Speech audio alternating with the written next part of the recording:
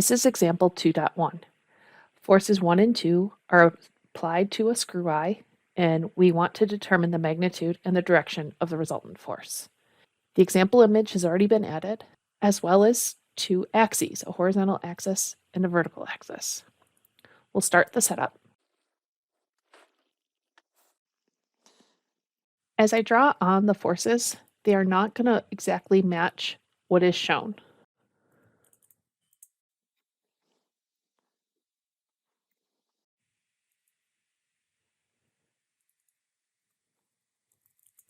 So as I draw a 100 millimeter line, it does not match the 100 Newton line that has been drawn.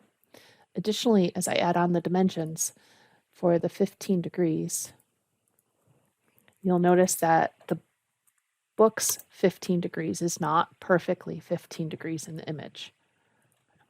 So it will be perfect in Onshape, but it was not perfect in the image. So this is the setup with a 100 millimeter line, 15 degrees above horizontal, representing force 1, and a 150 millimeter line, 10 degrees from vertical, representing force 2. Now I've gone with 100 millimeters and 150 millimeters, but I could also easily scale it by 10 and do 10 and 15 or 1 and 1.5. And as long as I consistently apply the same scale, that's appropriate. Now I'll hide the example problem so that we're just working from our sketch. We'll show the setup for parallelogram law and for triangle rule.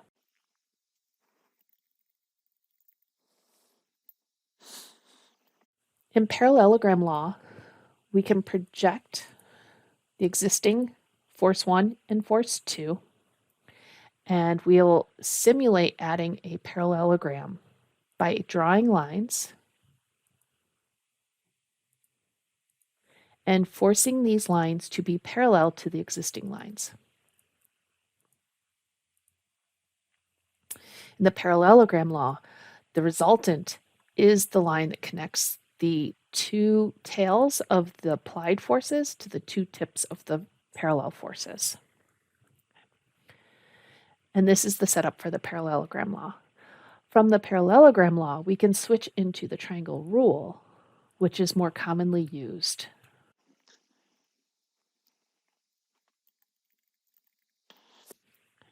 In the triangle rule, we can project our first force 1 or force 2, it works either way, and add the second force on. So we can add force 2 on to force 1. We'll use the parallel option to make sure they're parallel and going in the same direction. We'll use the equal constraint to make sure they're the same length or magnitude. In the triangle rule, the resultant goes from the tail of your first force to the tip of the second force. Okay. And now we can use the dimension tool to pull off the magnitude, and rounded to 3 decimal places, we would have 213 newtons, as well as the angle to the horizontal, the direction, which would be 54.8 degrees in 3 decimal places. Okay. These dimensions are shown gray because they are driven dimensions. They are not controlling, but they are merely pieces of information. We can also see that under imports, we've got the solution. And here is how the parallelogram law helps us establish this internal angle of 115 degrees. When we do the triangle rule, that 115 degrees is important. We can use that with 100 newtons and 150 newtons to use law of cosines to calculate the resultant force. Once we've calculated the resultant force, we can use that with the 115 degree opposite angle and law of sines with the 150 degree Newton force 2 to determine theta, which will help us get the angle of the resultant relative to the horizontal. We can see on the sketch